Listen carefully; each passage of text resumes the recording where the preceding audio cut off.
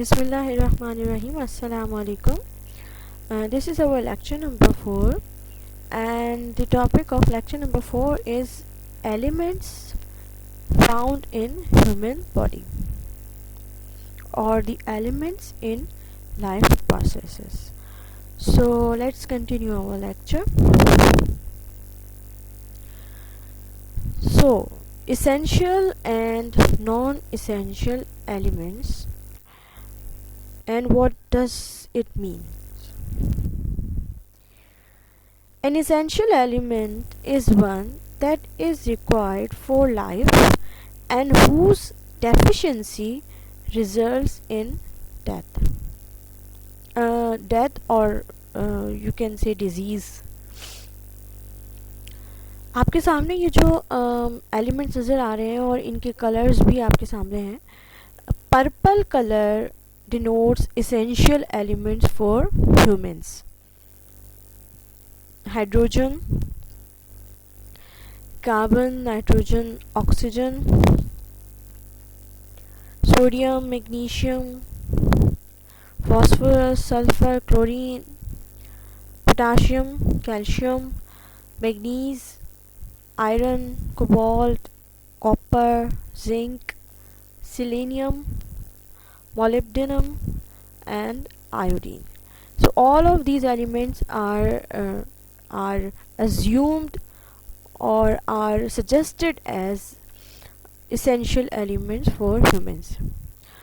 Now, this green color denotes these suggested to be essential for humans.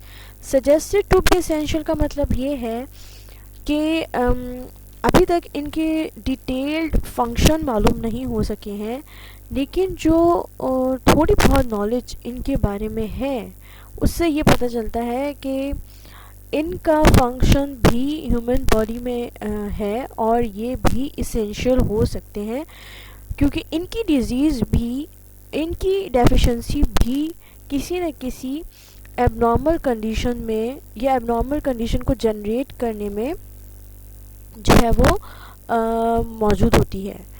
तो suggested to be essential कौन कौन से हैं? Starting from fluorine, silicon, vanadium, chromium, निकल, arsenic and tin. However, all other elements which are colored in gray are basically found as non-essential elements for humans, और वो फिर आपके सामने है जो बाकी के ग्रे कलर में मौजूद है. तो अगर आप इस पीरियोडिक टेबल में देखें तो इन टोटल कितने एलिमेंट्स हैं कि जो कि इसेंशियल या सजेस्टेड टू बी इसेंशियल जो है वो हैं. ये 5, 6 यहाँ से लेते हैं.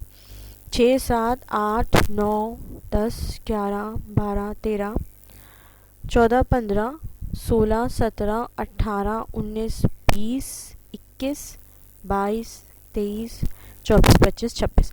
So 26 elements of the periodic table are found as essential or suggested to be essential for human beings or for life processes. अब हम ये जान लेते हैं कि इस essential का मतलब क्या है.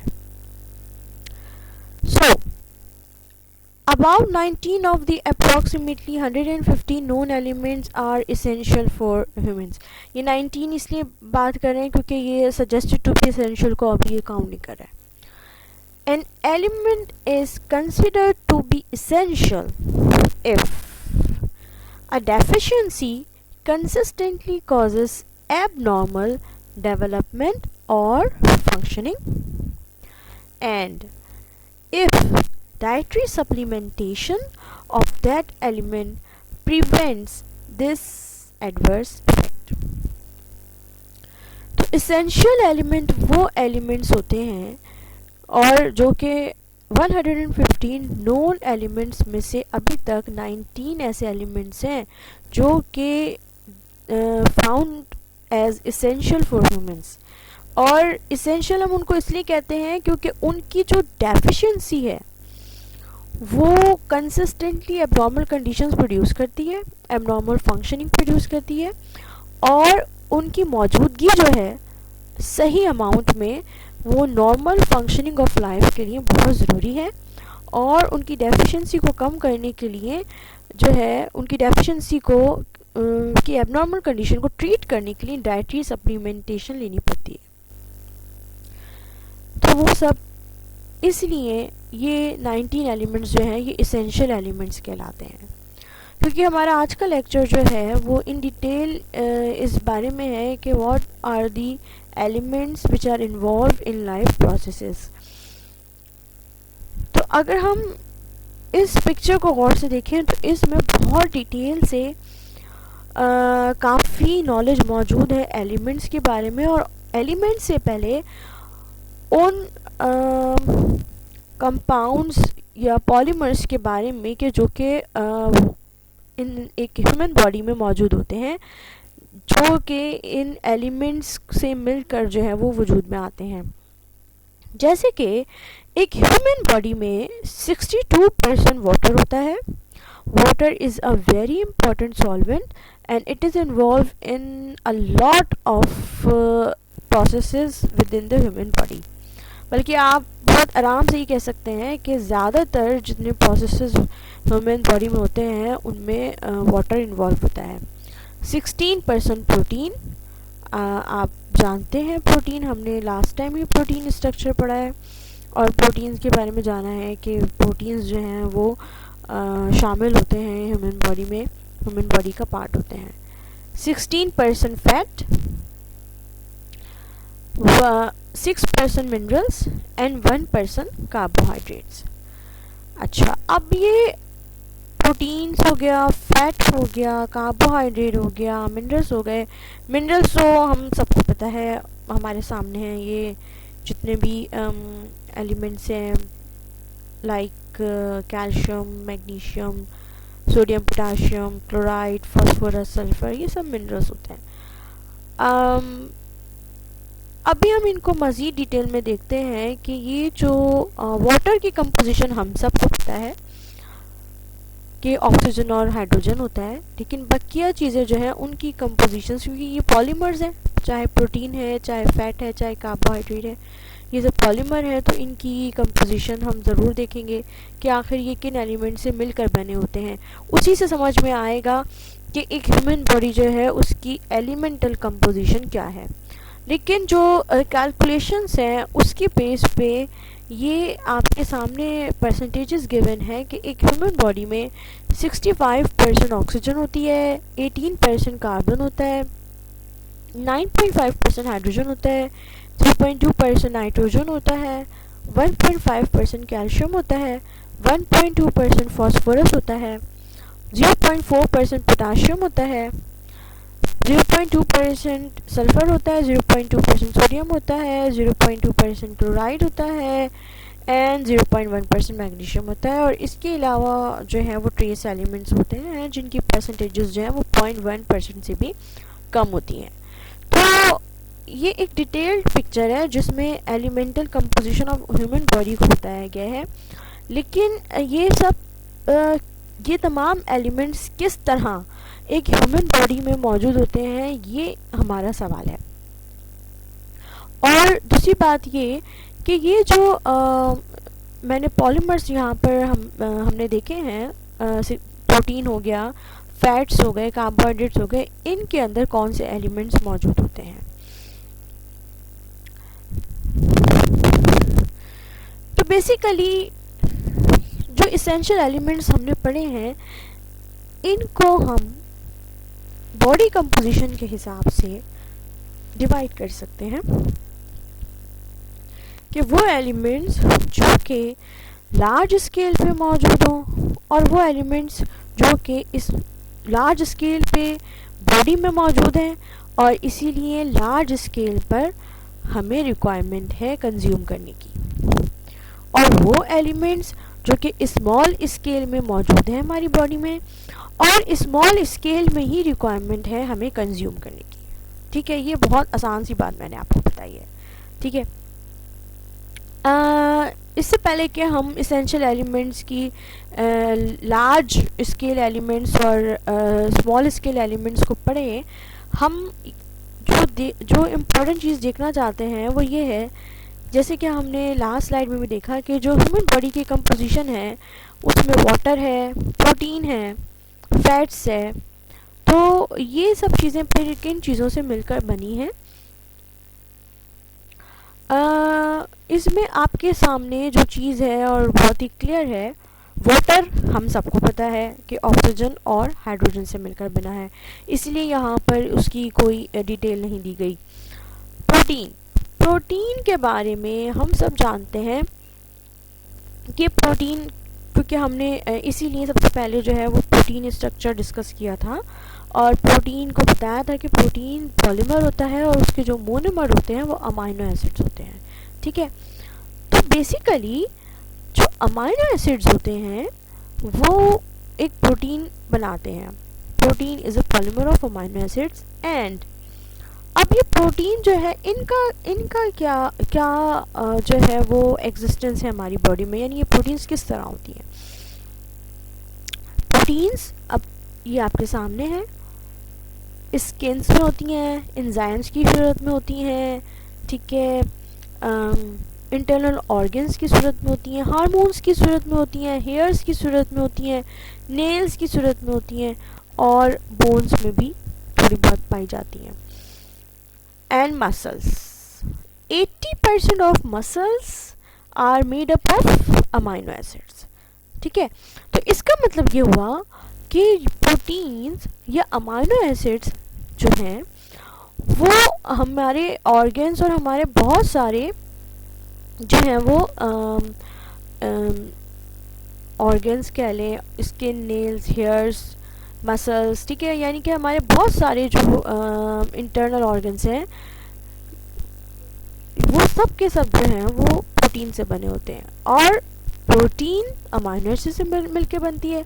और अमाइनो एसिड्स में कौन कौन से एलिमेंट्स होते हैं वो आपको बहुत अच्छे से पता है, carbon, hydrogen, oxygen, nitrogen and sulphur. ये 5 एलिमेंट्स होते हैं जो अमाइनो एसिड्स में पाए जाते हैं। तो इससे आपको समझ में आ जाएगा कि वाटर हम पहले ही देख चुके हैं, वाटर में ऑक्सीजन और हाइड्रोजन होते हैं और जो प्रोटीन होती है उसमें carbon, hydrogen, oxygen, nitrogen and sulphur होता है। इसके अलावा अब ये नीचे जो आपको दिखाया गया है वो एक ट्राइग्लाइसराइड फॉर्मेशन है। और ये जो ट्राइग्लाइसराइड फॉर्मेशन है ये आपको इसलिए दिखाया जा रहा है क्योंकि जो फैट्स जो होती हैं, ठीक है, ये ट्राइग्लाइसराइड मॉलिक्यूल से मिलकर बनती हैं। अब ये आपके सामने है किस तरीके से बन रहा होता है। ये एक फैटी एसिड है, ठीक है, और हम शुरू से देखते हैं, ठीक है। ईस्टर बॉन्ड बनता है, ठीक है, और सबसे पहले क्या होता है, ये 3 टाइम्स होगा, कार्बोक्सिलिक एसिड है, फैटी एसिड, ठीक है, और ये ग्लाइसरॉल है। अब इनके दरमियान रिएक्शन होगा सिंथेज एंजाइम की मौजूदगी में और जो है वो ईस्टर बॉन्ड बन जाएगा। ये जो ईस्टर बॉन्ड बनेगा ये 3 दफ़ा इसी तरह से रिएक्शन होगा, ठीक है, और 3 दफ़ा ईस्टर बॉन्ड बन जाएगा, ठीक है। और ये जो ईस्टर बॉन्ड बनेगा इससे क्या बन जाएगा, ट्राइग्लाइसराइड बन जाएगा, ठीक है। कार्बोक्सिल यानी फैटी एसिड और ग्लाइसरॉल के रिएक्शन से ट्राइग्लाइसराइड बन जाएगा। और ये जो ट्राइग्लाइसराइड है ये बिल्डिंग ब्लॉक है किसका, फैट्स का। तो इसमें अगर हम देख लें कि कौन कौन से एलिमेंट्स शामिल हैं तो इसमें हमें नज़र आएगा कार्बन, हाइड्रोजन एंड ऑक्सीजन। तो अब सिर्फ एक ही चीज़ बाकी रह गई है जो ह्यूमन बॉडी का हिस्सा होती है, लेकिन उसको हम पढ़ने से पहले यानी उसकी तरफ जाने से पहले हम एलिमेंट्स इन लार्ज स्केल को भी स्टार्ट कर देते हैं ताकि हम इसको भी थोड़ा बहुत समझ सकें। 96% of human body is comprised of 11 elements. 11 elements ये वो एलिमेंट्स जो कि लार्ज स्केल पर बॉडी में मौजूद होते हैं और लार्ज स्केल में बॉडी की रिक्वायरमेंट भी होती है कि इनको कंज्यूम किया जाए। अब ये लार्ज स्केल क्या है, ये जो है ये इस लेक्चर के आखिर में लार्ज स्केल और स्मॉल स्केल जो है ये आपसे सवाल किया जाएगा और आपको इसका जवाब देना होगा, ठीक है। ओके, सो अब ये जो लार्ज स्केल एलिमेंट्स हैं ये डिवाइडेड हैं टू पार्ट्स में या टू कैटेगरीज में, जिनमें एक कैटेगरी है बल्क एलिमेंट्स की और दूसरी कैटेगरी है मैक्रो एलिमेंट्स की। तो बल्क एलिमेंट्स क्या है?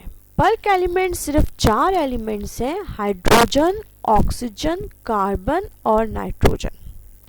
और आप बहुत अच्छे से समझ सकते हैं कि ये बल्क एलिमेंट्स क्यों हैं, क्योंकि अभी तक हम पढ़ चुके हैं composition of water, composition of protein and composition of fats, और इनमें कार्बन, हाइड्रोजन, ऑक्सीजन और नाइट्रोजन जो है वो पाया जाता है।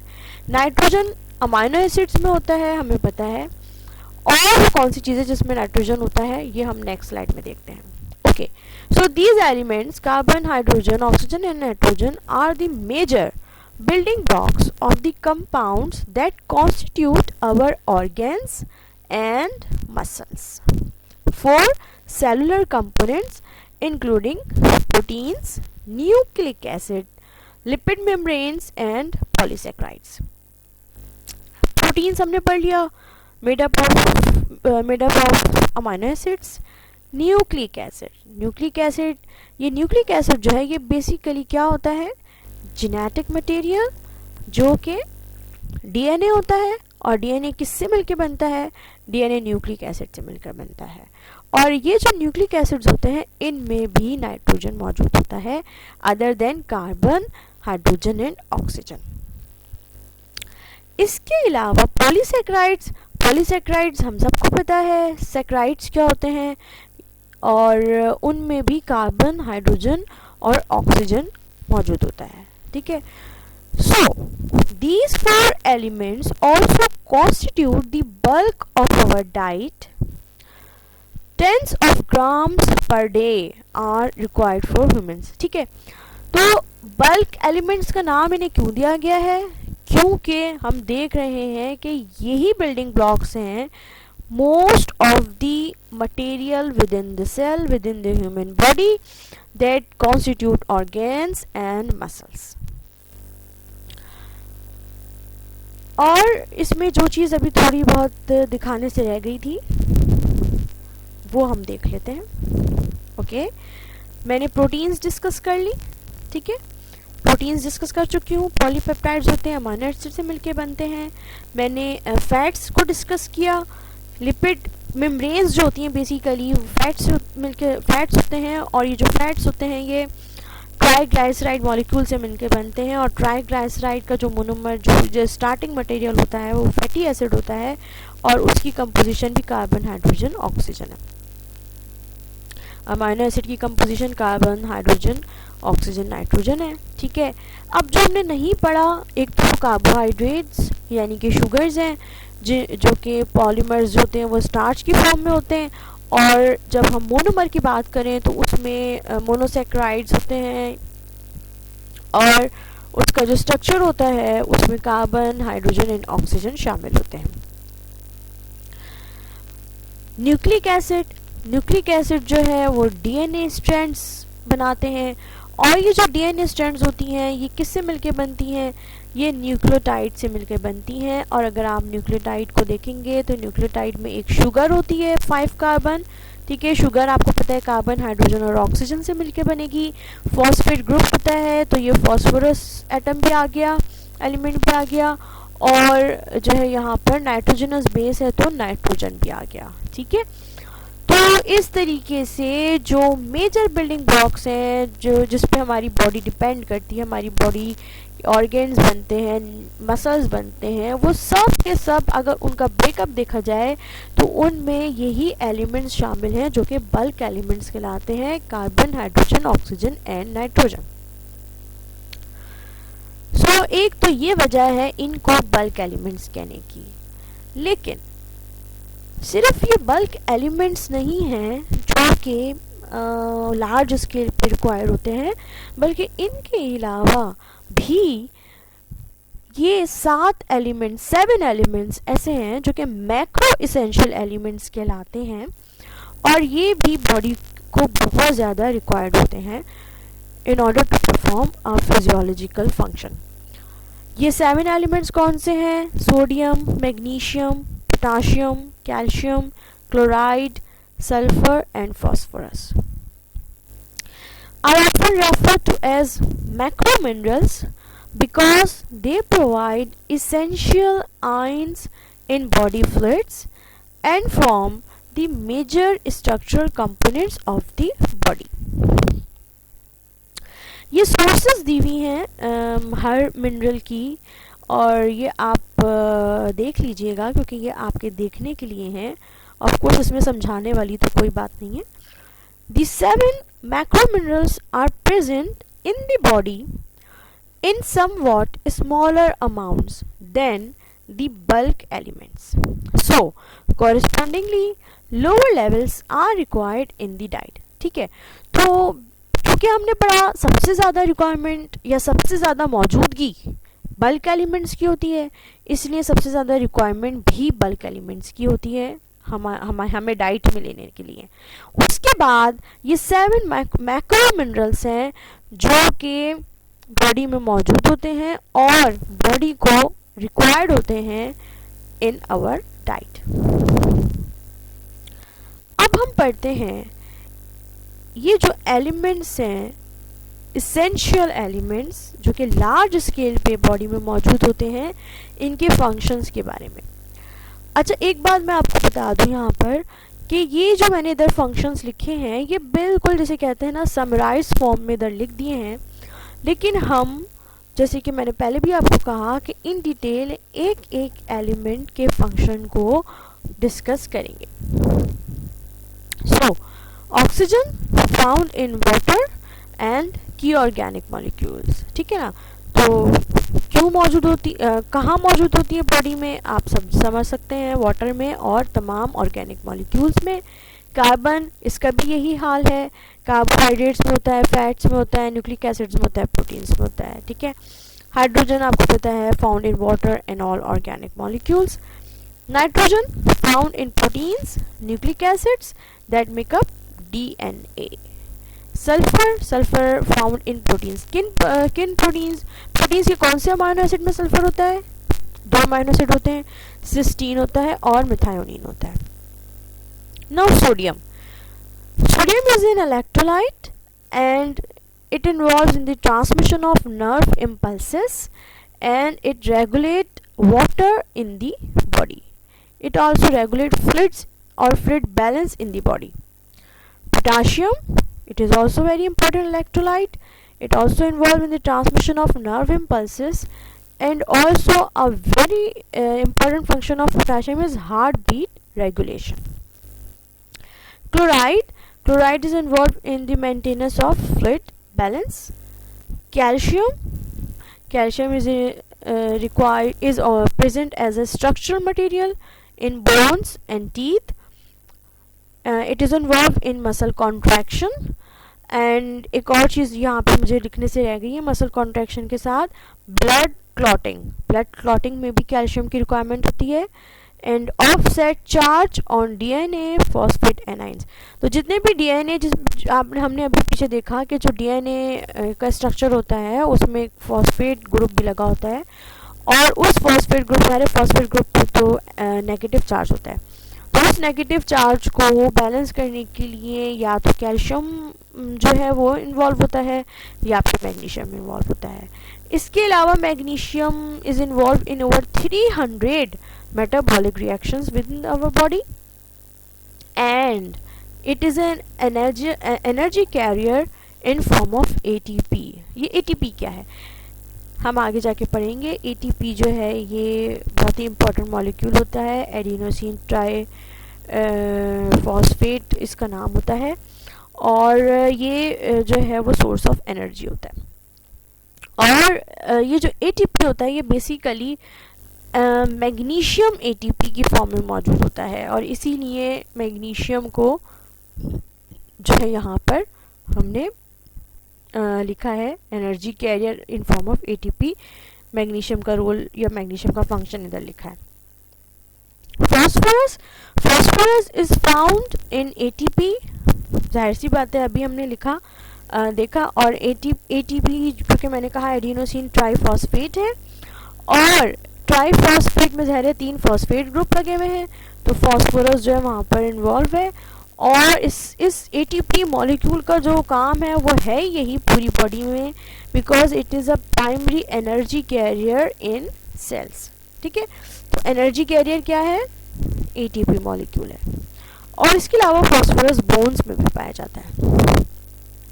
तो ये बहुत ही इन शॉर्ट और बहुत ही प्रिसाइज फंक्शंस हैं इन तमाम एलिमेंट्स के जो हमारी बॉडी में बल्क या लार्ज स्केल पर, जिसे हम कहते हैं लार्ज स्केल पे पाए जाते हैं, जिनमें से कार्बन, ऑक्सीजन, हाइड्रोजन, नाइट्रोजन जो है वो बल्क एलिमेंट्स हैं। और इसके अलावा 7 एलिमेंट्स जो कि sulphur, sodium, potassium, chloride, calcium, magnesium, phosphorus हैं, ये सब जो हैं ये मैक्रो एलिमेंट्स हैं या मैक्रो मिनरल्स हैं। अच्छा, अब second type of essential elements is trace essential elements, and definitely they are involved in a small scale, तभी इनको ट्रेस एलिमेंट्स कह रहे हैं। ट्रेस एलिमेंट्स में ट्रांजिशन मेटल्स भी हैं और नॉन मेटल्स भी हैं। जो ट्रांजिशन मेटल्स हैं उनमें जैसे हमने सबसे पहले स्लाइड्स में देखा था, लेकिन अभी हमने इधर सबको साथ लिख दिया है। इनमें कुछ एलिमेंट्स ऐसे हैं जो कि सजेस्टेड टू बी इसेंशियल हैं, और बकिया ज़्यादातर जो हैं वो इसेंशियल एलिमेंट्स हैं। तो अगर हम सबको एक साथ देखें तो vanadium, chromium, manganese, iron, cobalt, nickel, copper, zinc and molybdenum. And non metals में boron, fluoride, selenium and iodide. मैंने यहाँ पर एक क्लू देने के लिए आपको विद रिस्पेक्ट टू कंसंट्रेशन या with respect to requirement within the body trace elements की कंसंट्रेशन के बारे में थोड़ा बहुत बताया है। और ये इसीलिए बताया है ताकि आप इसको समझते हुए जो है वो फाइंड आउट करें कि बल्क एलिमेंट्स की क्वांटिटी क्या होती है बॉडी में, और बल्क एलिमेंट्स की रिक्वायरमेंट क्या होती है बॉडी में। और बिल्कुल इसी तरीके से मैक्रो मिनरल्स की प्रेजेंस और उसकी रिक्वायरमेंट भी आपको मालूम करनी है। ओके, ट्रेस एलिमेंट्स की रिक्वायरमेंट क्या है? बेसिकली दोज एलिमेंट्स विच अकर और function in living tissues in concentrations most conveniently expressed in microgram per liter। ठीक है, तो कितनी कंसंट्रेशन इन एलिमेंट्स की मौजूद होती है या रिक्वायर्ड होती है? In microgram per litre. They are required in humans in amounts less than 100 milligram per day. और इसी वजह से ये 100 मिलीग्राम से भी कम जो है वो बॉडी को एक दिन में चाहिए होते हैं, और जो कि जो है वो एक नॉर्मल डाइट से इजीली कंज्यूम किए जा सकता है। तो ये होते हैं ट्रेस एलिमेंट्स। और बिल्कुल इसी तरीके से you need to find out the concentration of bulk and macro elements and their requirement per day. Okay, elemental functionality.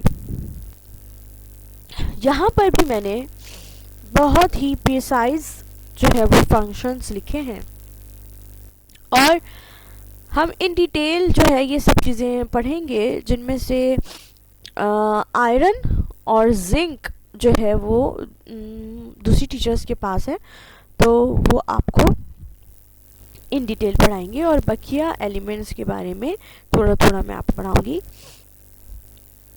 Iron, energy transfer by cytochromes, oxygen transport and part of haemoglobin. ठीक है, आप सब जानते हैं red blood cells में haemoglobin और haemoglobin में iron.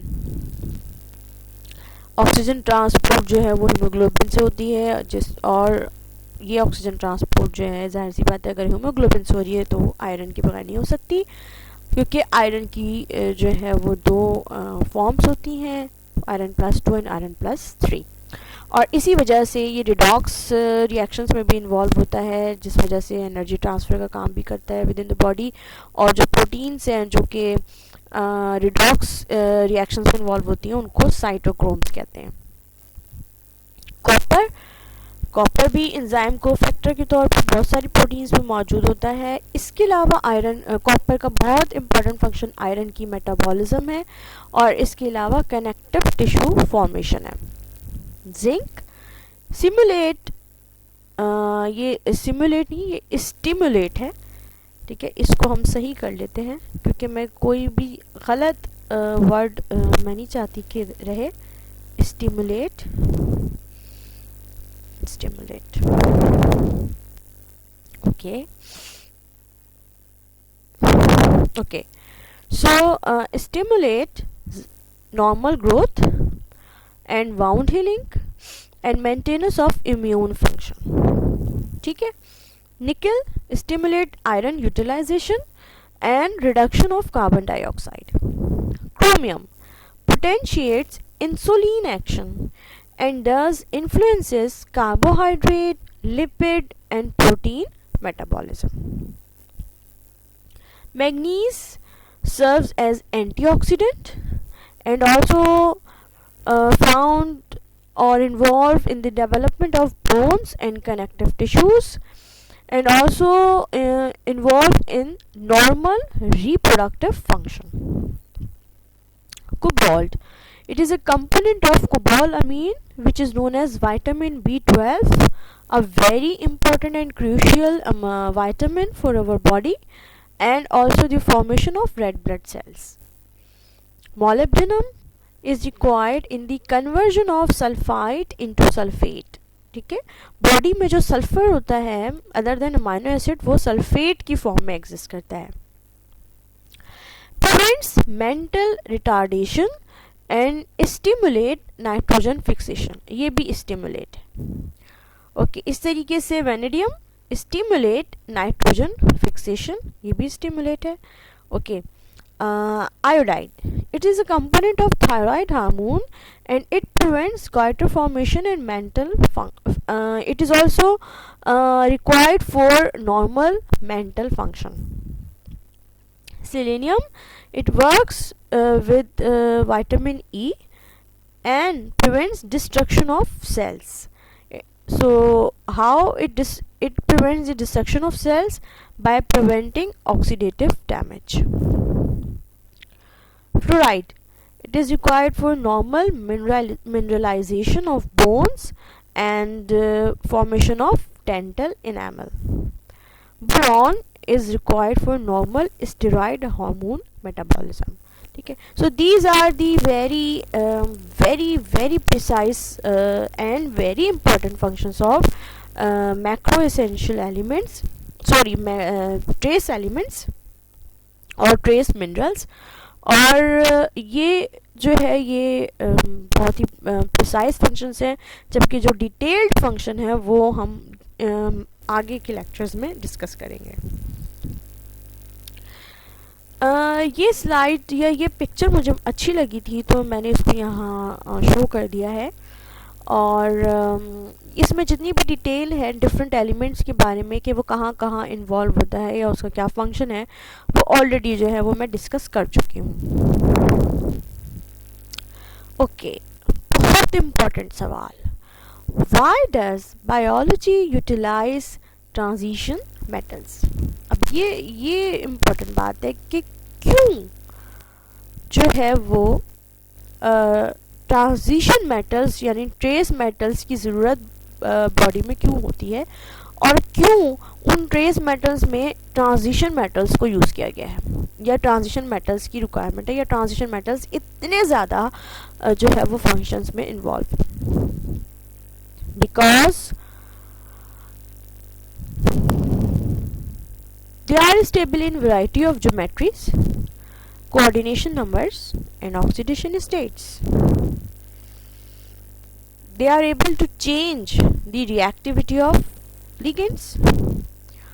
They are capable of stabilizing intermediates. Of course जब मल्टीपल ऑक्सीडेशन स्टेट में एग्जिस्ट कर सकते हैं तो इंटरमीडिएट्स को स्टेबलाइज भी कर सकते हैं. Have multiple coordination sites. ठीक है, आपको पता है डी ऑर्बिटल वेकेंट्स होते हैं. ठीक है, और ये कुछ एग्जांपल्स हैं. वेनेडियम आप देख सकते हैं कितनी ऑक्सीडेशन स्टेट में एग्जिस्ट करता है. मैग्नीज आप देख लें, आयरन आप देख लें, कोबाल्ट. ठीक है, तो आप ज़्यादातर देखें तो सिवाय एक जिंक है जो कि +2 में होता है बस. ठीक है, और +2 के अलावा किसी और ऑक्सीडेशन स्टेट में एग्जिस्ट नहीं करता. लेकिन बाकी अगर आप देखें तो मोस्टली आप देखेंगे कि जितने भी ट्रांजिशन मेटल्स हैं या ट्रेस एलिमेंट्स हैं they are existing in different oxidation states and that's why biology utilizes these transition metals. Okay, ये पिक्चर मैंने इसलिए डाली है क्योंकि ये बड़ा मुश्किल होता है कि हर एलिमेंट की रिक्वायर्ड कंसंट्रेशन या रिक्वायर्ड कंसंट्रेशन नहीं सॉरी हर एलिमेंट की वो कंसंट्रेशन जो बॉडी में मौजूद है उसको याद रखा जाए. तो ये एक बहुत अच्छा टेबल मुझे लगा कि जिसमें अगर आप देखें पीरियोडिक टेबल में तो इसमें हर एलिमेंट की जो बॉडी में एग्जिस्टेंस है ना उसकी कंसंट्रेशन को जो है वो मेंशन किया गया है. जैसे कि हाइड्रोजन अगर आप देखें तो हाइड्रोजन 1 एक्सपोनेंट -1 यानी 0.1. आई एम श्योर कि ये 0.1 जो है ये शायद ये ग्राम होगा. ठीक है, और अगर ये ग्राम नहीं हुआ तो फिर ये परसेंटेज भी हो सकती है बॉडी के हिसाब से. तो बहरहाल लेकिन बहरहाल इसके रिस्पेक्ट से आप देख सकते हैं डिफरेंट एलिमेंट्स की रिक्वायरमेंट. तो ये हाइड्रोजन आप देखें और बिल्कुल इसी तरीके से आप देख सकते हैं 1.8 एक्सपोनेंट -1. ठीक है, ये आपको ज़्यादा समझ में आएगा जब आप ये ऑक्सीजन को देखेंगे. हमने पढ़ा था कि ऑक्सीजन की रिक्वायरमेंट जो है वो 65% होती है. ठीक है, और यहाँ पर क्या लिखा हुआ है 6.5 एक्सपोनेंट -1. तो अगर हम इसके साथ -1 मल्टीप्लाई कर दें तो ये 0.65 हो जाएगा. हाँ तो ठीक है ना. हाँ बिल्कुल ठीक है. ये इस हिसाब से है कि अगर आप आप ग्राम्स की बात करते हैं क्योंकि जो 65% थी वो परसेंटेज थी तो 65% का मतलब ये हुआ कि 0.65 ग्राम ऑक्सीजन जो है वो बॉडी में मौजूद होती है. ठीक है, तो ये ग्राम्स की फॉर्म में गिवन है. तो हाइड्रोजन जो है वो 0.1 ग्राम, ऑक्सीजन 0.65 ग्राम, नाइट्रोजन 0.03 ग्राम, कार्बन 0.18 ग्राम. ठीक है, तो ये एक्सपोनेंट्स आपके सामने हैं. एक्सपोनेंट -2 जो है वो ऑरेंज कलर है और एक्सपोनेंट -3 जो है वो येलो कलर है. तो बहुत ही इजीली आप अंदाज़ा लगा सकते हैं कि वो कौन से एलिमेंट्स हैं जो एक्सपोनेंट -1 में मौजूद हैं. Hydrogen, carbon and oxygen. Okay, so they are basically present in a very large quantity within our body. और ऑफ कोर्स ये इस टेबल की मदद से आपको बहुत सारे एलिमेंट्स की जो है वो प्रेजेंस की जो कंसंट्रेशन है बॉडी में वो आप इजीली देख सकते हैं और उसको कंपेयर कर सकते हैं. ओके, अब ये जो ऊपर वाली स्लाइड है जिसमें हम कंसंट्रेशन जो है जो जिस कंसंट्रेशन में ये एलिमेंट्स मौजूद हैं बॉडी में उसको हम देख सकते हैं या कंपेयर कर सकते हैं. तो ये क्यों ज़रूरी है, क्यों ये बात जानना ज़रूरी है कि बॉडी में ये एलिमेंट्स इन कंसंट्रेशंस में एग्जिस्ट करते हैं और बॉडी को इन्हीं कंसंट्रेशंस में रिक्वायरमेंट होती है. ठीक है, ये इसलिए ज़रूरी है क्योंकि ये जो रिक्वायर्ड कंसंट्रेशन है ये बहुत इम्पोर्टेंट है किसी भी नॉर्मल फिजियोलॉजिकल फंक्शन के हिसाब से.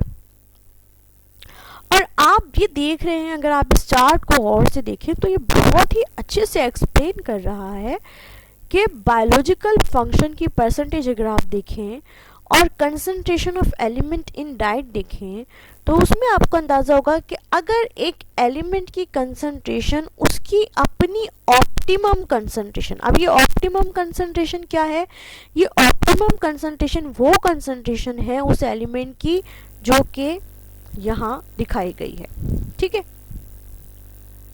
तो ये ऑप्टिमम कंसंट्रेशन या रिक्वायर्ड कंसंट्रेशन जो किसी भी एलिमेंट की है वो ये है, अगर तो इससे कम होगी कंसंट्रेशन तो क्या होगा, और किस हद तक कम होगी तो क्या हो सकता है, और इसी तरीके से ज्यादती अगर होगी तो किस हद तक ज्यादती से क्या हो सकती है। तो आप बिल्कुल आराम से देख सकते हैं कि ऑप्टिमम कंसंट्रेशन के दोनों साइड पे या अगर हम कम की तरफ जाएं तो डेफिशिएंसी है और अगर हम ज़्यादा की तरफ जाएं तो टॉक्सिसिटी है, और अगर ये डेफिशिएंसी हद से बढ़ जाए तो डेथ है, और अगर ये टॉक्सिसिटी या एक्सेस हद से बढ़ जाए तो वो भी डेथ की तरफ जाती है। तो 100% बायोलॉजिकल फंक्शन किसी भी एलिमेंट का जब भी मुमकिन है जब वो अपनी रिक्वायर्ड ऑप्टिमम कंसंट्रेशन में मौजूद हो। किसी भी एलिमेंट की डेफिशिएंसी या एक्सेस बॉडी के लिए पैथोलॉजिकल कंडीशन या डिजीज का सबब बनती है, और हद से ज़्यादा डेफिशिएंसी या हद से ज़्यादा टॉक्सिसिटी डेथ का सबब भी बन सकती है। हर एलिमेंट की अपनी ऑप्टिमम कंसंट्रेशन है जो कि इस स्लाइड में आप अच्छे से देख सकते हैं, और इसी वजह से हर एलिमेंट के लिए ये ग्राफ जो है वो डिफरेंट हो जाएगा, ठीक है। So this is all about our lecture and lecture number 4, and okay, now we will continue lecture number 5 from alkali metals.